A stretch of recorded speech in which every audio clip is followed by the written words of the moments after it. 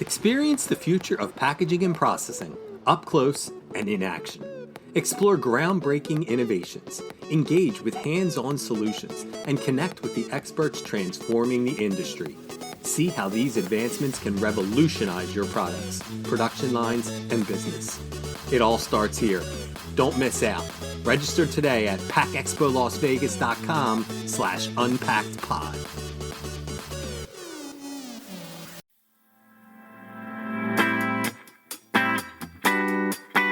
You're listening to Unpacked with PMMI, where we share the latest packaging and processing industry insights, research, and innovations to help you advance your business.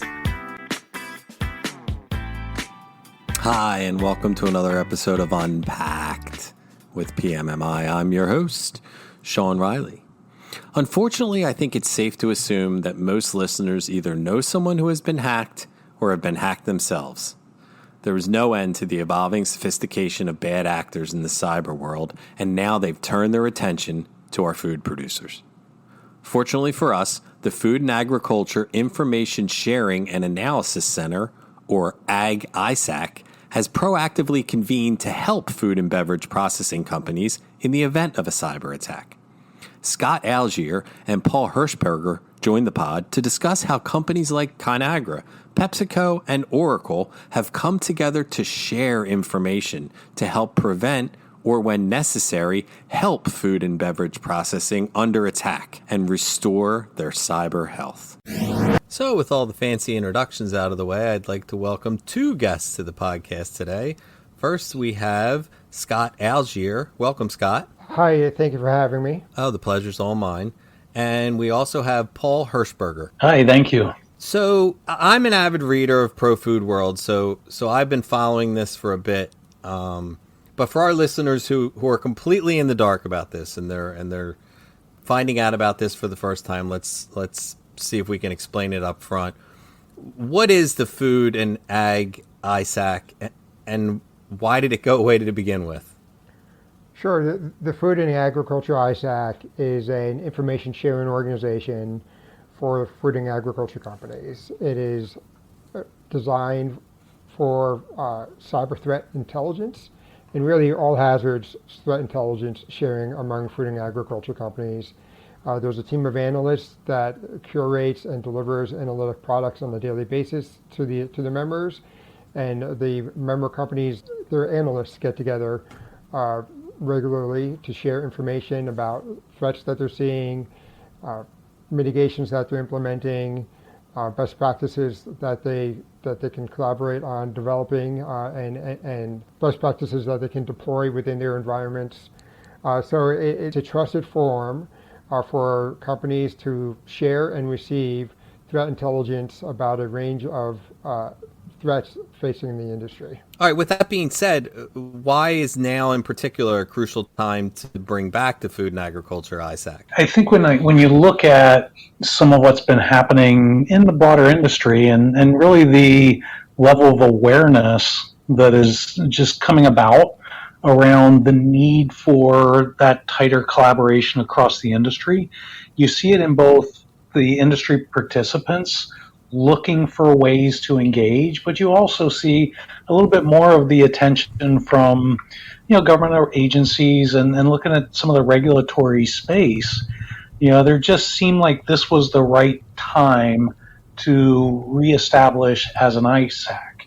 And when I say reestablishing as an ISAC, we've had a group of food and agriculture companies that have been operating for the past 10 years, collaborating and sharing threat information as a special interest group within the IT-ISAC.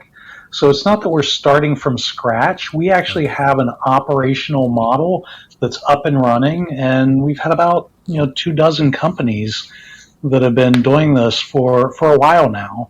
So when you look at the desire and actually interest across the market, it just made sense to kind of reestablish that group as an ISAC now. Okay, so there has been companies involved in doing this sort of quietly, but now we've sort of expanded the reach a little bit. Absolutely. Okay. Reach and visibility, I'd say. Yeah, that's fair to say because definitely the visibility. So I guess the thing that is forefront on my mind is why are food companies suddenly ripe for cyber attacks? Like I'm not sure how I understand how bad actors are benefiting with attacking food companies in particular.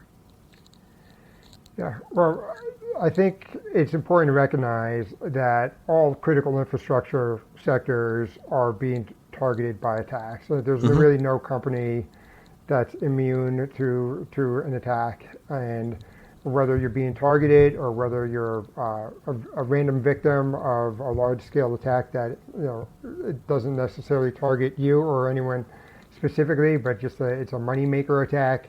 Any company is at risk. So it's not as though the food and agriculture industry is uniquely being targeted.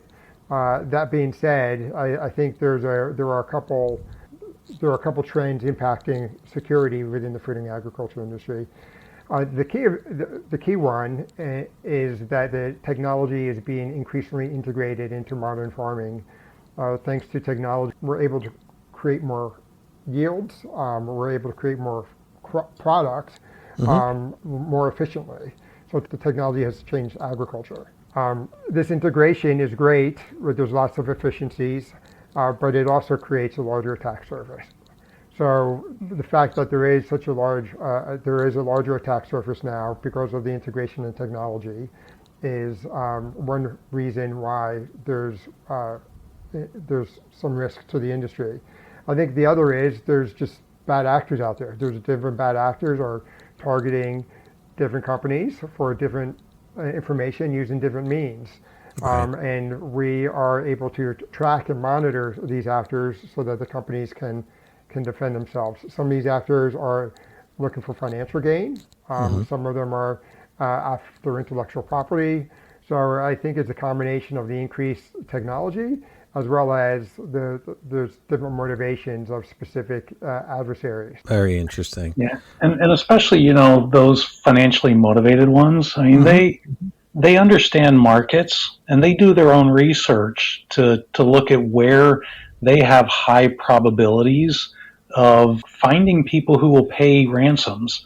One of the key things that they've been doing over the years has been looking at how do they actually look at supply chain and supply chain vulnerabilities and start kind of stepping into different sectors, looking at how they can target critical pieces of supply chains. Because if you hit something that other companies are dependent upon, you're going to increase your likelihood that there's going to be a payout there. So they understand the way markets work, and they try to target where they feel that they can actually be profitable. So it's way more sophisticated than the idea of a person in a hooded sweatshirt somewhere, attacking a computer. Like this is a network that is researching and looking into places that they're going to potentially attack. Yeah, threat actors, they are very organized. They do their own homework. Right.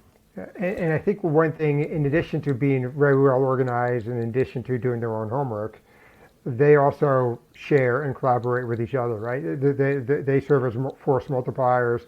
They hire people for skill sets that they don't necessarily have themselves.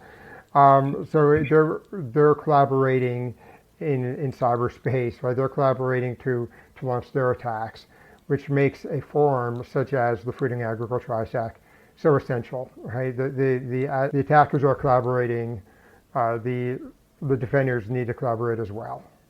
That's fascinating. I just never thought of it at that depth and that level where you say they're literally hiring particular people who have a specific skill set for, hacking into someone's system like that. Yeah, it really is it's a business.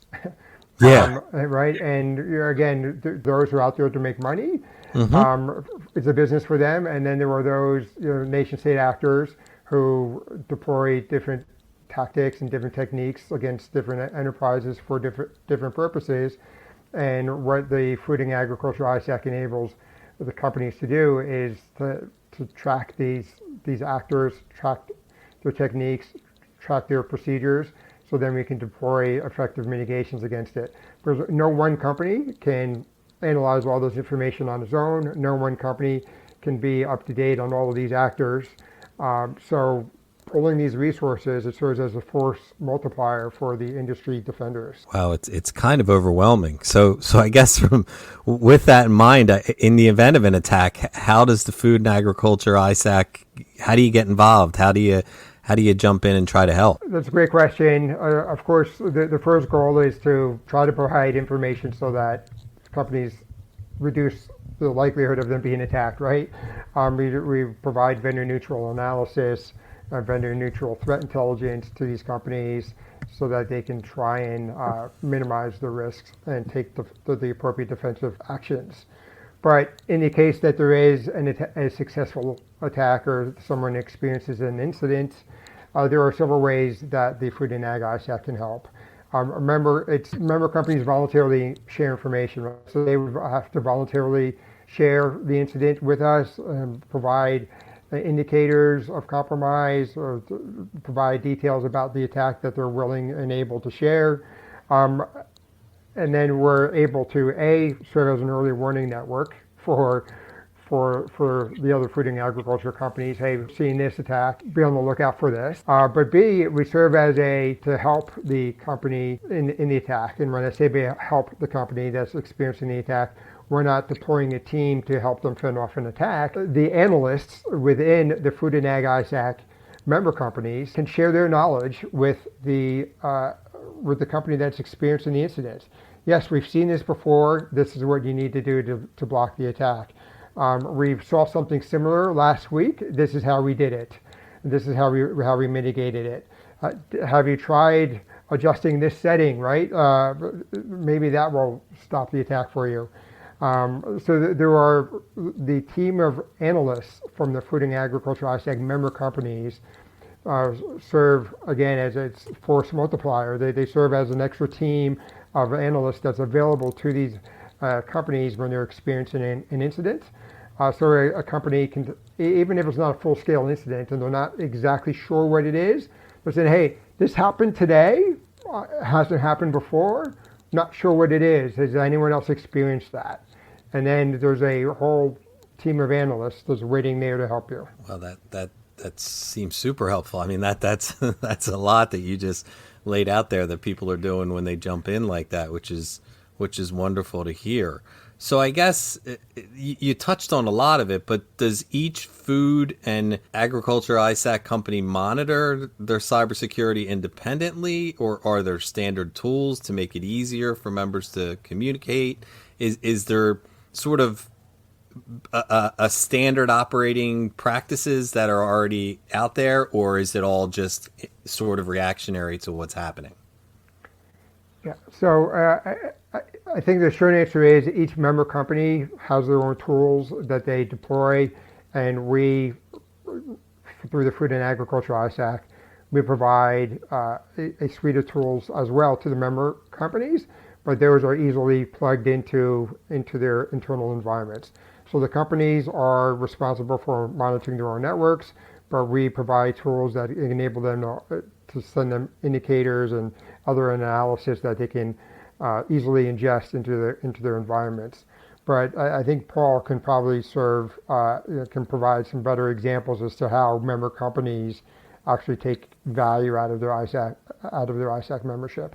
Yeah, and to Scott's point, one of the biggest things from like a tooling perspective is the Food and Ag ISAC provides a platform that companies can connect to for intelligence sharing. It's not the active monitoring, it's not kind of hunting in those environments, but it's the conduit to share the things that everyone else is seeing.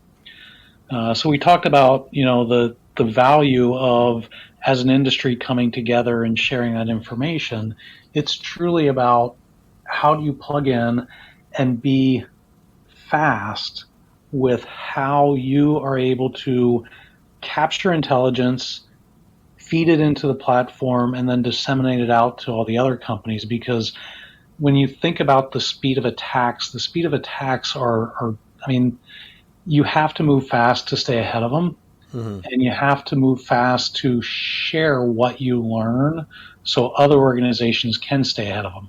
that's where the ISAC comes into play, and the tooling that is available through the ISAC is exactly that platform for intelligence sharing, not incident monitoring, not incident response, but intelligence sharing. You don't have to be a highly mature company to take advantage of the tool sets that we offer and the intelligence that we provide. Not every company is going to be able to automate the consumption of indicators into their environments.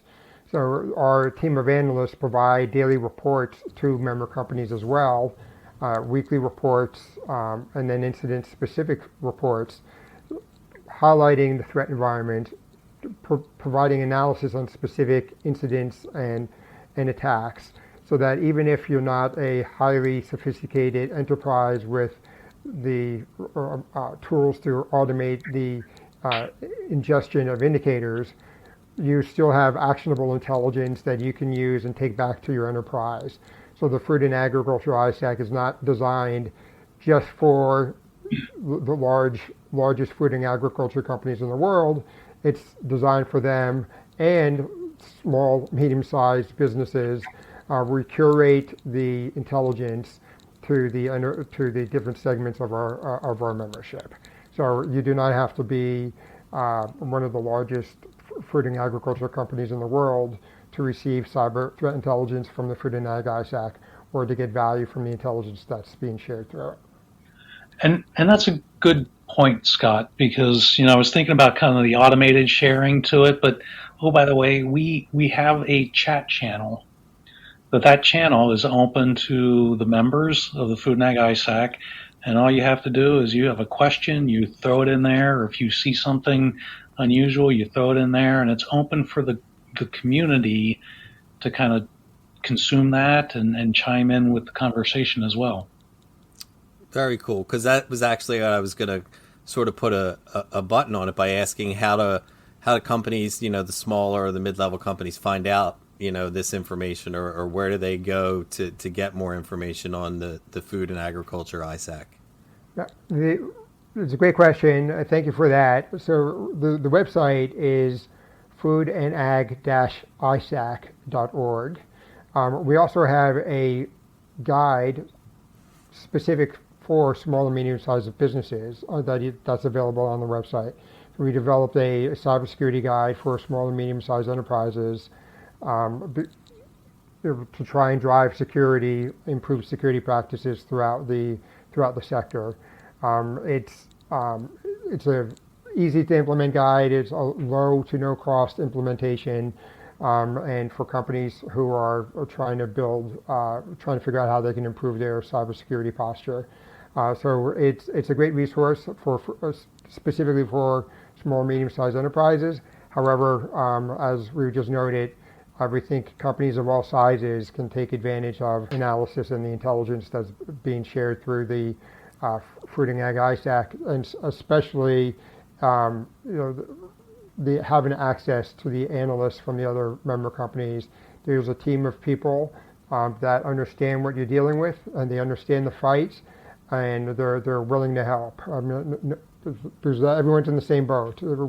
Nobody has enough resources in this space, so it is much more expensive to defend than it is to attack. Yeah. So engaging with peers provides a really cost-effective way for you to defend your enterprise. Well, that's awesome, and this was awesome. I learned things that I didn't know, even having a little bit of background from reading Michael Costa from Pro Food World's interview with you about this, Scott. So I just want to take the time now to thank both of you for taking time out of what I know are busy days. So thank you, Scott, and thank you, Paul, for coming on here and sharing this with our listeners. No, thank you very much. It's great to be here. Yeah, thank you. Please rate, review, and subscribe. To do that, go to the iTunes podcast or Spotify app on your phone and search for unPACKed with PMMI.